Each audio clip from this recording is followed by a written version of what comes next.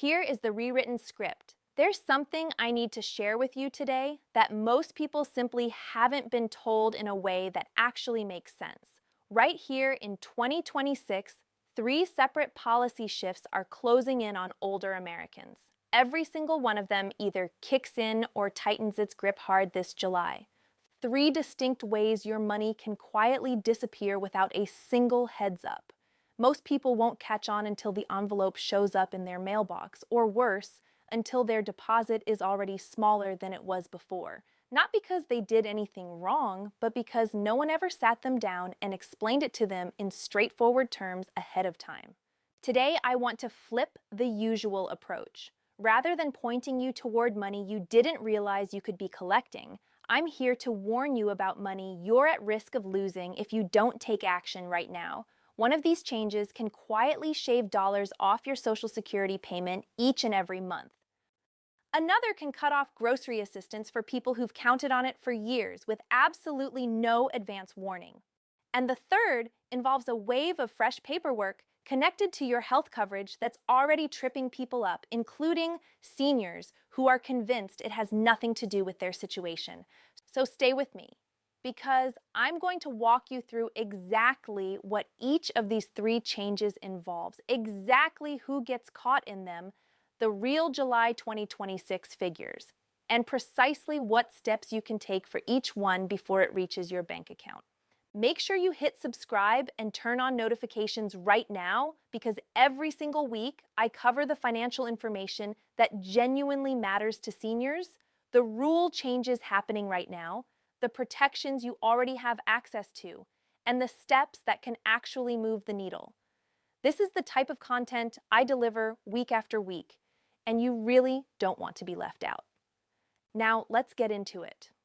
Let me address the question that some of you are probably already sitting with. If this is actually happening, why isn't anyone talking about it?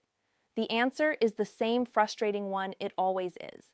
These changes trace back to a sweeping piece of federal legislation that was signed into law during the summer of 2025. And the agencies responsible for carrying it out have been rolling out the specific details little by little ever since, buried mostly in thick guidance documents that never once make the evening news. There's no staff member anywhere whose job is to personally call each of you and spell out what your individual situation looks like. That means you have to be the one who finds out before the notice ever reaches your mailbox. Let's handle that right now. Here's the first change, and I'll say up front that I consider it the sneakiest of the three because it comes directly out of a check you're already counting on. If you're 62 or older, still carrying federal student loan debt, and you've fallen behind on payments, the government is switching collection back on this July. For a long stretch that covered the pandemic years and beyond, this kind of collection activity targeting Social Security payments was put on pause. That pause is now ending.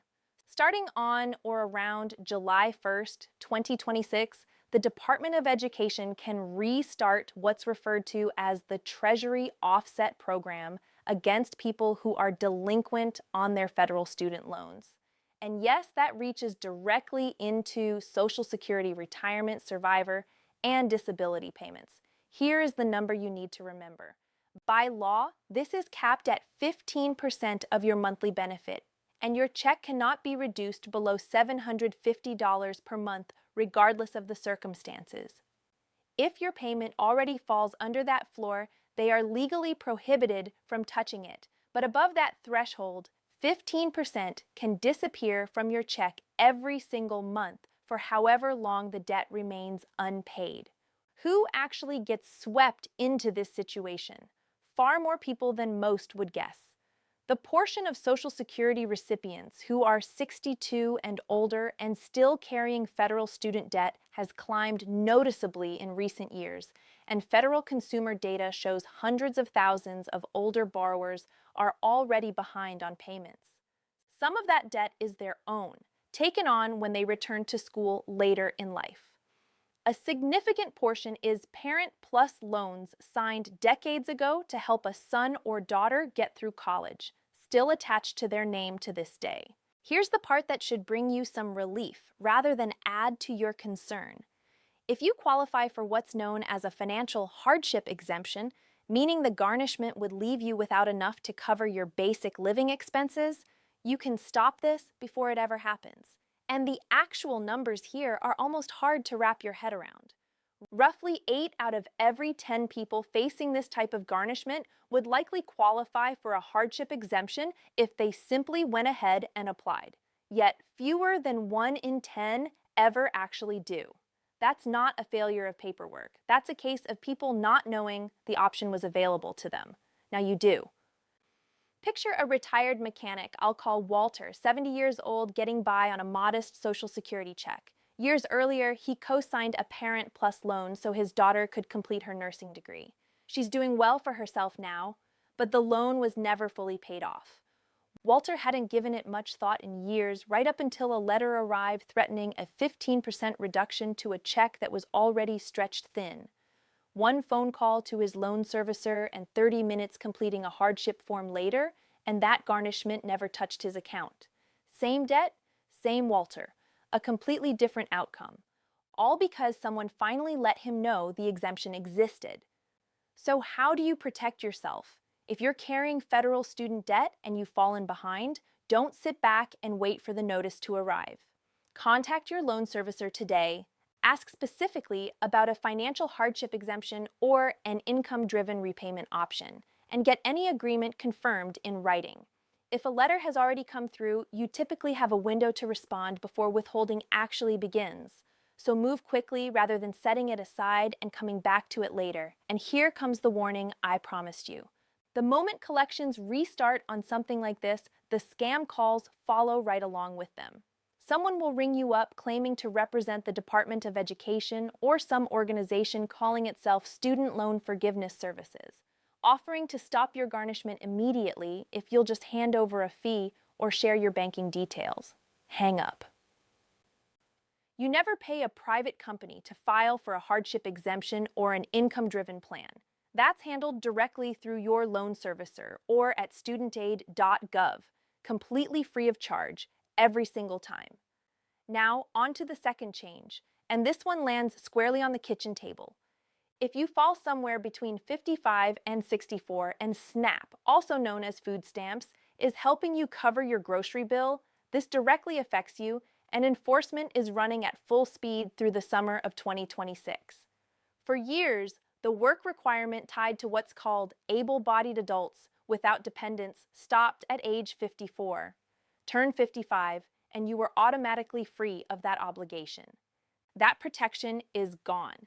The upper age limit was pushed all the way to 64, meaning people who are just a handful of years away from Medicare eligibility and who had been exempt their entire adult lives must now document 80 hours per month of work, job training, or volunteer activity just to keep receiving benefits beyond 3 months.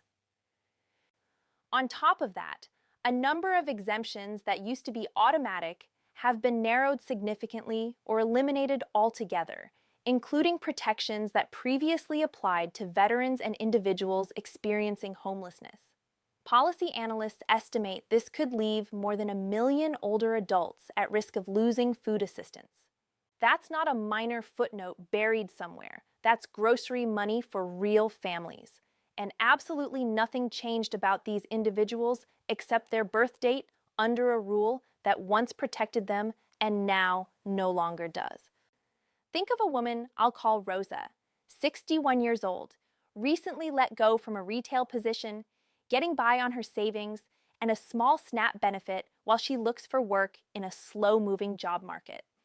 A year ago, her age alone would have kept her well clear of any work requirement. This year, with that protection stripped away, she received a notice demanding proof of 80 hours of monthly activity, or her benefits would end after 3 months. Rosa didn't make any mistakes. The rules simply shifted underneath her. What should you do? If you're between 55 and 64 and you're currently receiving SNAP, don't dismiss any notice that comes from your state agency. Ask point blank whether you qualify for an exemption. Having a disability, caring for a child under the age of 14, or having a documented medical condition can still get you excused. And every state handles the disability paperwork a bit differently, so find out specifically what yours requires. If you do need to log hours, community service and approved training programs count as well, not just paid employment. And if you're over 60 with monthly medical expenses exceeding $35, make sure your caseworker is applying the excess medical expense deduction, since a large share of eligible seniors never claim it and end up receiving a smaller benefit than what they're actually owed.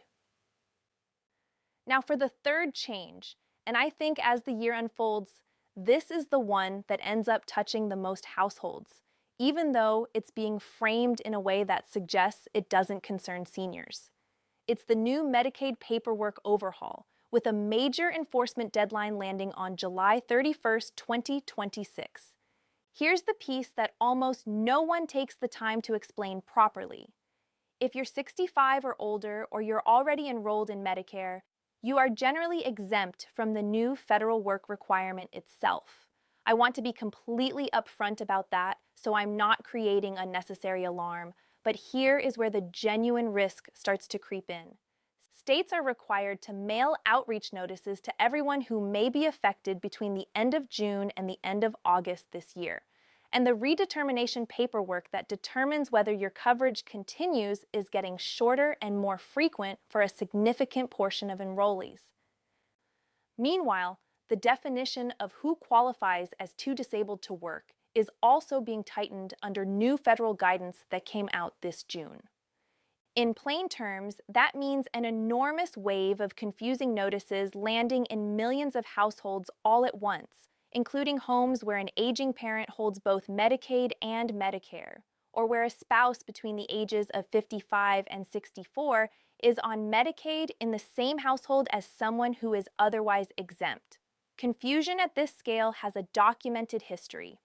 Independent projections suggest millions of people could lose coverage across the country through this kind of administrative disruption in the coming years, not because they were actually ineligible, but because a form arrived too late or a notice got mistaken for junk mail and thrown out. If a Medicaid letter arrives at your address this summer, the single most critical step is this. Do not assume it bypasses you just because you're over 65. Open it. Read carefully what's being asked of you, and if anything is unclear, call your state Medicaid office or your local state health insurance assistance program and have them walk you through it at absolutely no cost.